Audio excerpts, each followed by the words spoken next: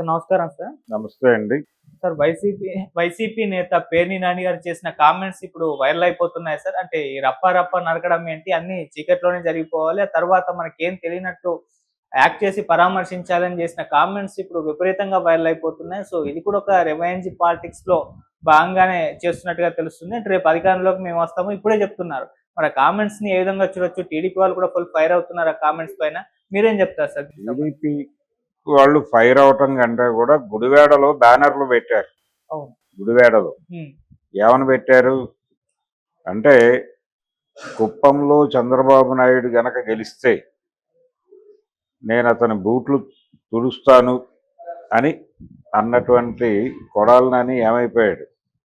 ఇప్పుడు చంద్రబాబు గారి బూట్లు తుడవాల్సిన టైం వచ్చింది, నువ్వు అర్జెంటుగా వచ్చాయి ఎక్కడున్నా అని పెద్ద పెద్ద బ్యానర్లు పెట్టి చంద్రబాబు బూట్ల దగ్గర కొడాలి నాని తలకాయ పెట్టి ఫోటోలు పెట్టారు. పెట్టి బ్యానర్లు పెట్టారు, పెద్ద పెద్ద ఫ్లెక్సీలు పెట్టారు. సో ఎవరికి తోచిన పద్ధతిలో వాళ్ళు అవతల వాళ్ళని ఇబ్బంది పెట్టేటువంటి వీడియోలు చేయటం, మాటలు చెప్పడం ఇవన్నీ జరిగిపోతున్నాయి. ప్రతీకార రాజకీయాలకి చాలా పెద్ద రణక్షేత్రంగా మారబోతున్నట్టుగా కనిపిస్తోంది అది ఆంధ్రప్రదేశ్. ఇది కాదు జరగాల్సింది. నిజానికి జనం ఎలా సఫర్ అవుతున్నారు అనేది, ఈ కూటమి పాలనలో ప్రజల పరిస్థితి ఏమిటి అనేది సైలెంట్గా జనంతో కలిసి వెళ్ళి ఎక్కడికక్కడ మాట్లాడుతూ ఆ ఇష్యూ బేస్డ్గా చిన్న చిన్న పోరాటాలు మొదలు పెడితే అది దాని ప్రభావం చాలా ఉంటుంది ఆ పార్టీ మీద. ఆ పార్టీ ఇమేజ్ పెంచుతుంది. కానీ ఇవి కాదు. ఇలాంటివి ఇన్సైడ్ మాట్లాడుకోవడానికి బాగానే ఉంటాయి, కానీ ఇన్సైడ్ మీటింగులు కూడా ఎవరో ఒకరు రికార్డ్ చేసి బయట పెడుతున్నారు. ఇప్పుడు పేర్ని నాని ఏదో ప్రపంచంలోకి వచ్చేస్తుందని మాట్లాడి ఉండడు. అది ఇన్సైడ్ కార్యకర్తల సమావేశం వాళ్ళ ఆఫీస్లో ఎక్కడో జరిగినట్టుంది. అది దాన్ని ఎవరో షూట్ చేసి బయటేశారు. ఇది రెండు కారణాలు ఉంటాయి. అంటే వార్నింగ్ ఇద్దాం అవతల వాళ్ళకి అనేటువంటి ఒక ప్రోగ్రాం లోపల పనిచేస్తూ ఉంటుంది కొంతమంది కార్యకర్తలు. వాళ్ళు ఇది షూట్ చేసి ఆయన పేరుతో బయటకి రిలీజ్ చేసేసి ఉంటారు. ఇది బయటికి వెళ్తుంది అనే కాన్షియస్తో ఆయన మాట్లాడి ఉంటాడని నేను అనుకోవడం లేదు. ఆ మేరకు విచక్షణ ఉంది ఆయనకి. పేర్ని నాని ఈ జనరేషన్లో రాజకీయాల్లోకి వచ్చిన నాయకుడు కాదు, అసలు ఆ ఫ్యామిలీయే పొలిటికల్ ఫ్యామిలీ. వాళ్ళ తండ్రి గారు పేర్ని కృష్ణమూర్తి దగ్గర నుంచి రాజకీయాల్లో ఉన్నారు. కాబట్టి ఆయన బయట మాట్లాడేటప్పుడు ఆయన మాట్లాడే ధోరణి ఒకలా ఉంటుంది. ఇన్సైడ్ కార్యకర్తల్ని ఇన్స్పైర్ చేయడానికి కొంచెం అగ్రెసివ్ టోన్లో కొన్ని మాటలు మాట్లాడతారు. వాటిని తీసుకొచ్చి బయట పెట్టి మాట్లాడటం, అంటే కార్యకర్తలని వాళ్ళు సిద్ధం చేస్తున్నారు, ఇలా ట్రైన్ చేస్తున్నారు అని బయట వాళ్ళు కౌంటర్ దాడి చేస్తారు అనివార్యంగా. అదే చేస్తోంది తెలుగుదేశం పార్టీ. ఈ వివాదాలకు ఎందుకు తావివ్వాలి అసలు? ఇప్పుడు ప్రతి ఒక్కడి చేతిలోనూ ఫోన్ ఉంటుంది. ఎక్కడా కూడా లైన్ దాటి మాట్లాడే పరిస్థితి లేదు. విత్ ఇన్ ఫ్రెండ్స్ ఎవరితోనైనా ఫ్రెండే, మనవాడే, ఆంతరంగిక సమావేశమై అని మాట్లాడుతున్నా ప్రైవసీ ఉండటం లేదు. ఏదో ఒక ఫోను, ఏదో ఒక యాప్ ఆన్లో ఉంటుంది. ఆ యాప్లో నుంచి మాట్లాడింది ప్రపంచంలోకి వెళ్ళిపోతుంది. అందుకని ఎక్కడ మాట్లాడినా నాలిక చేత్తో పట్టుకుని మాట్లాడాల్సినటువంటి ఒక ప్రత్యేకమైన పరిస్థితిలో మనం ఉన్నాం. బిగ్ బాస్ వాచింగ్ యూ అనేటువంటి ఒక కండిషన్లో ఉన్నప్పుడు కార్యకర్తల సమావేశం కదా, ఇక్కడ కెమెరాలు లేవు కదా అని ఇష్టం వచ్చినట్టు మాట్లాడితే కుదరదు. కాబట్టి ఆ సంయమనం పాటించాలి, ఆ జ్ఞానంతో, ఆ ఎరుకతో వ్యవహరించాలి ఎవరైనా సరే. ఎక్కడెక్కడ వీడియోలు బయటకు వస్తున్నాయి కదా, ఏది ఆగింది, ఏది ఆగట్లేదు. ఫోన్లో రికార్డ్ అయిపోతున్నాయి మాట్లాడే మాటలు. ఫోన్లో ఎవరైనా ఓవర్ స్టేట్మెంట్లు ఇచ్చినా అది రికార్డ్ అయి ప్రపంచంలోకి వచ్చేస్తుంది. ఎవరి జీవితం సేఫ్ కాదు. ఏ ఎమోషను కూడా ఆ ఎమోషన్ని షేర్ చేసుకునేటువంటి సందర్భం లేదు. ఎవరి మీదైనా కోపం ఉంటే పర్సనల్గా కోపాన్ని ఎక్స్ప్రెస్ చేసేసి కడిగేసుకుని బయటకు వచ్చేద్దామన్నా కుదరని పరిస్థితుల్లో ఉన్నాం మనం. అందుకని కాన్షియస్గా లేడు ఆయన కాన్షియస్గా లేకుండా తనదైన ధోరణిలో కార్యకర్తల మానసిక స్థైర్యాన్ని పెంచడం అనే ఒక స్పిరిట్లో మాట్లాడేసి ఓవర్ స్టేట్మెంట్ ఇచ్చాడు.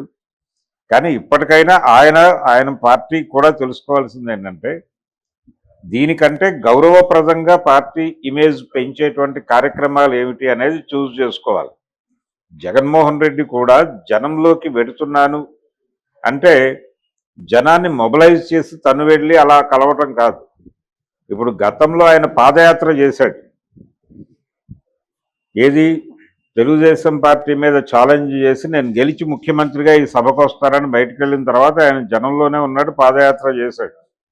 అలా ఆర్గానిక్గా జనం తన దగ్గరికి వస్తే తమ సమస్యలు చెప్పుకోవడం వేరు, ఈజీ వేరు. ఆ కార్యక్రమం చేస్తే ఇప్పటికీ ఆయనకి ఉంది మైలేజ్. ప్రజలు ఆప్షన్ లేక కొట్టుకుంటున్నారు అక్కడ. ఎవరితో మొరపెట్టుకోవాలో తెలియట్లేదు, అందరూ ఒక్కటిగానే కనిపిస్తున్నారు. మేము ప్రత్యేకం అని ఒక్క హింట్ ఇవ్వగలిగితే ప్రజలు కదిలి వాళ్ళ వెనకాలకు వస్తారు, వైసీపీ వెనక్కి.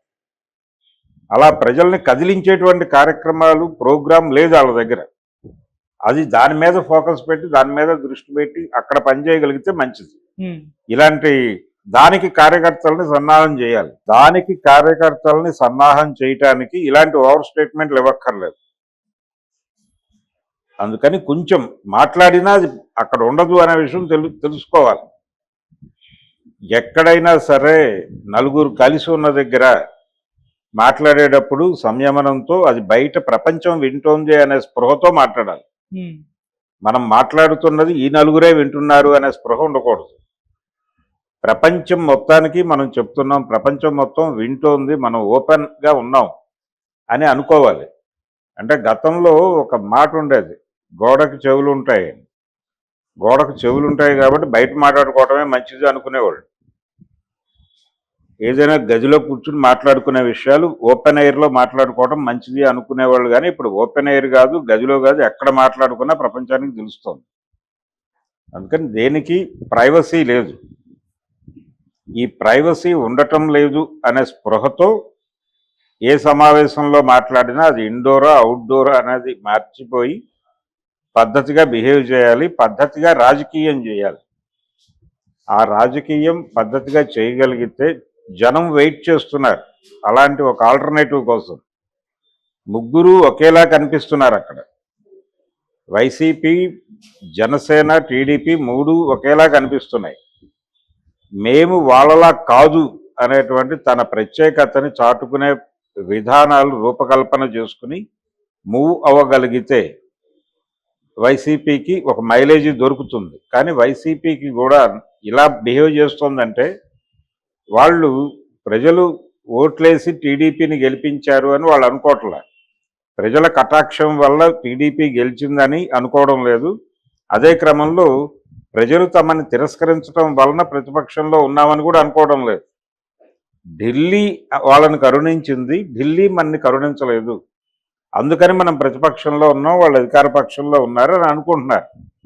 అందుకని ఢిల్లీ కటాక్షం ఉంటే చాలు అని ఢిల్లీ మీద భారం వేసి వీళ్ళకి సహజంగా పార్టీ ఉనికి నిలబెట్టుకోవడానికి టీడీపీ మీద దాడులు చేస్తున్నారు.